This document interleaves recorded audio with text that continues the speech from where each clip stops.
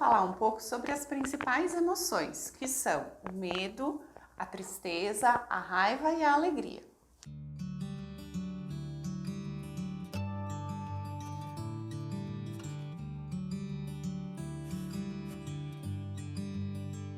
A emoção do medo, ela é uma emoção que nos movimenta muito mais internamente nos órgãos inferiores, são um aumento de circulação.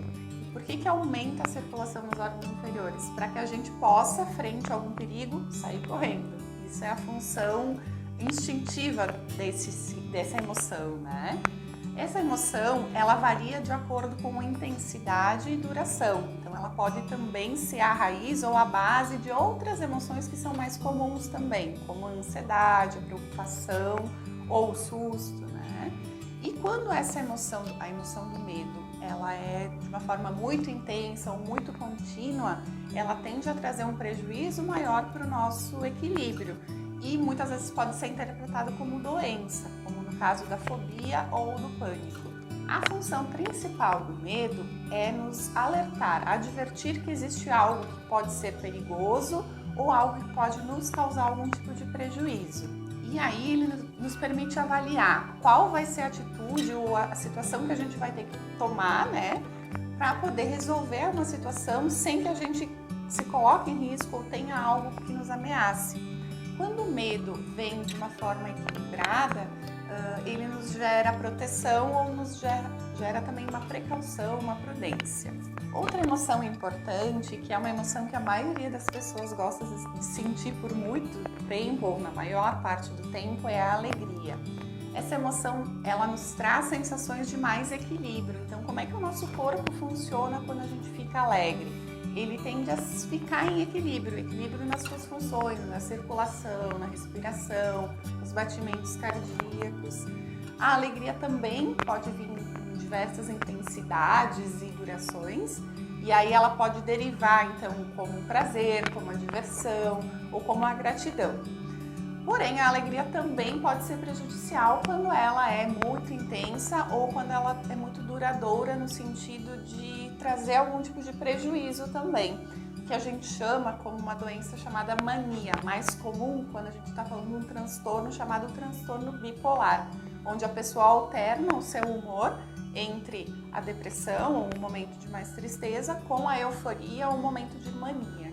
A alegria, ela tem a função de facilitar que a gente crie vínculo com as outras pessoas, afinal é muito mais agradável a gente estar convivendo com pessoas alegres. E quando ela vem de uma forma equilibrada, ela nos traz plenitude e serenidade. Outra emoção que costuma trazer bastante dificuldade para as pessoas lidarem é a raiva. Ela é uma das emoções que mais se manifestam externamente e a função dela do movimento interno é o aumento de circulação nos membros superiores, ou seja, ela é uma emoção que nos movimenta para colocar algo para fora. A raiva, quando ela vem numa intensidade moderada ou alternada, ela pode derivar outros sentimentos como a revolta, como o ressentimento ou como a hostilidade. E quando ela vem de uma forma muito intensa ou muito duradoura, ela leva aos sentimentos de ódio e violência, que são sentimentos mais prejudiciais e até patológicos. A raiva, ela é um impulso, né? Algo que nos faz tentar tirar algo que está nos atrapalhando ou nos incomodando. E essa função da raiva é a função de limpador na nossa vida. Então, tudo que está nos sobrecarregando, nos atrapalhando, nos incomodando, a gente tende a querer colocar para fora ou a distanciar. Então, ela não tem que ser considerada necessariamente uma emoção negativa, porque justamente ela nos alerta que algo precisa ser mudado. A questão é que a maioria das pessoas, elas agem com base na raiva. E aí, geralmente traz algum tipo de prejuízo ou consequência agir com base na raiva.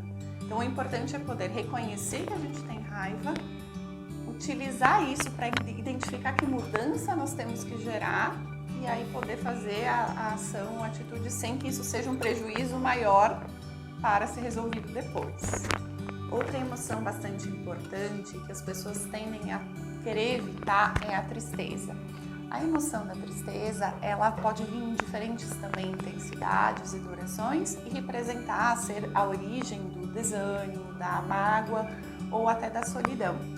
Mas nenhum desses estados tende a ser tão prejudicial, porque são estados passageiros, ou seja, as pessoas passam por momentos de tristeza ou dessas outras emoções que eu citei, mas depois elas tendem a retomar um estado de maior equilíbrio, como a alegria ou outras emoções.